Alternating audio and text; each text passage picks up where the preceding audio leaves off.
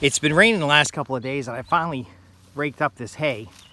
And I want to share two important things about this hay. First off, I'm Justin Hitt from Prosperity Homestead. So this hay came off the top here, which you can see areas that's matted down. When the hay stays too long, it stayed like 4 or 5 days, it'll actually mat down the grass and can kill the grass or cause spots in the grass. So you want to rake the hay right after rain, let it dry out, then mound it up and do something with it. Now this has been out in the sun for a little bit today, so it's dry again. But because it's got rained on, and because it has stuff like lamb's ear and such, it's not going to be good hay to feed anything. So I can feed some goats. I can put the hay up in a covered area, keep it dry. I can put a little bit out each day for goats. I could throw it in as a bedding and they'd eat it, but cows aren't probably not going to eat it. It smells good. But again, that's the second point, is you want to make sure that the hay is cut, dried, put up, and not rained on 2 or 3 times. You know, it still has some nutritional value, but the concern would be if it molds. So what we've done here is we mounded the hay up in 2 areas. And by the way, this is just that top area. See how much biomass you can grow in such a small space? Let's say you're going to do a cob building. You could chop this straw up, mix it with your medium clay, sand, such and that, and you could have it for your cob. You can use it on a grass-fed garden. We've got videos about that.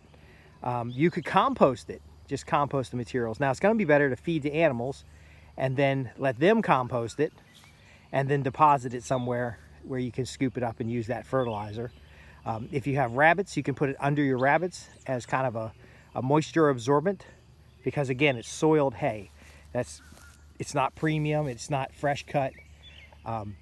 It is the first cut of the season, but it's not of high quality. It's actually kind of it's got a lot of stems in it.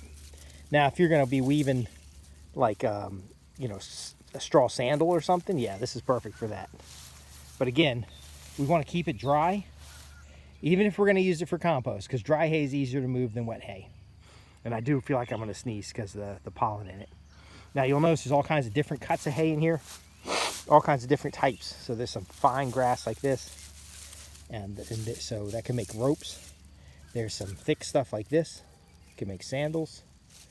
And again, so it's a resource. You want to have this available. So this is an alternative to mowing it very short and cutting 1 or 2 inches off at a time. Here we're cutting off 18 inches at a time, usually about to your knee or hip height, and then you're gonna let it regrow. And it's actually gonna regrow faster, it's gonna regrow with better quality, and it's gonna regrow, increase the density. Now we could overseed this as we go, because this is a good season where we can get some grass seed in place. And you'll see some areas there is some overseed because there's these small little grass coming up. But this is going to need a recovery period because it had been string trimmed several times before, and that's just super bad for your grass. String trimming destroys the grass, it breaks it all up, the grass will get sick, and then you will not have quality grass. The very best thing to do is to scythe cut your grass, and then you'll end up with nice broad grass like this. So the second cut, I'm going to wait till we have some moisture, it's rained, then I'll get out here in the morning, cut the grass. The moisture makes the grass a little easier to scythe, and it can just be morning dew. It doesn't have to be a rain, because you don't want to be walking out here in the mud. And then we'll rake that as soon as it dries, and then get it put up somewhere. Get it put into a loft. Get it put under cover, like a lean-to or something, so that the hay stays fresh, dry, very lightly stacked. You don't want to pack it all down, and then you can take off you know, a bale of it at a time and throw it in with your goats, throw it in with your chickens, throw it in with your animals, and let them soil it, let them eat it, let them digest it, and to make nutrients for your garden space. Now again, if you put this right in your garden, there are seeds. So, you know, grass-fed, you want to get it before it goes to seed if you're doing a grass-fed garden. But the same factor that's why we had to rake this up today, as soon as it dried, is also useful if you want to mulch around trees. So use this mulch around trees. You can use it to kill grass. So you can actually layer in mulch on your garden bed to kill the weeds, to kill any grass that's in it, and then rake it off to put in your plant starts. And the seeds are not a big deal because you'll mat down the grass and kill everything that's underneath it.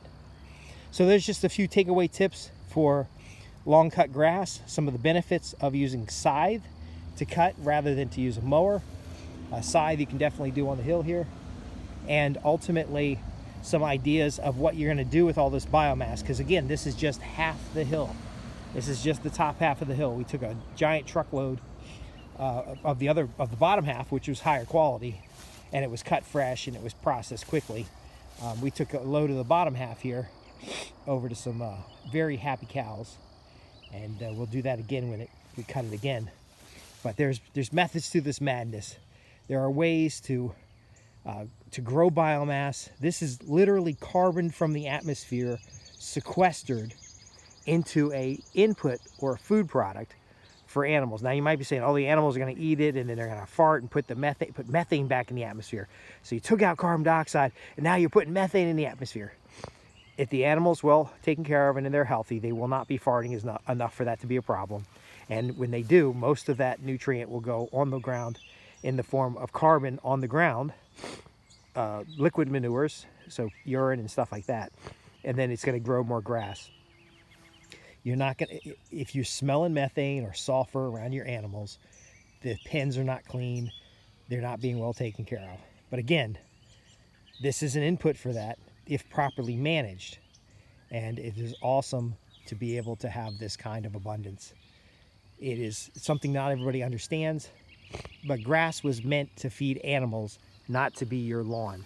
Grass is a lawn, yes, it's a show of prosperity, but it requires a lot of resources that could otherwise be producing food and community.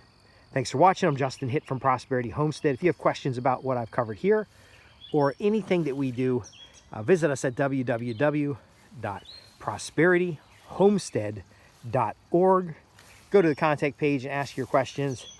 And this has been about what to do about grass. See you in the next podcast.